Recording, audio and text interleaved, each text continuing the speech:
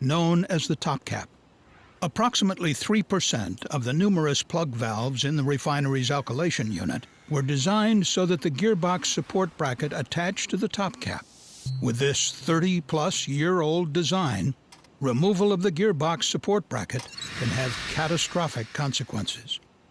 Approximately 97% of the valves were newer models with updated design that did not connect the gearbox support bracket to pressure-containing equipment, making it less likely to remove the incorrect bolts.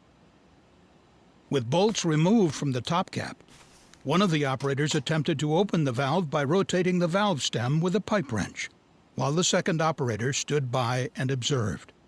The valve immediately failed and came apart.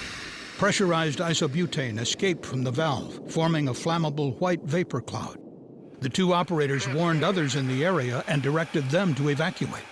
Approximately 2,000 pounds of isobutane released to the atmosphere.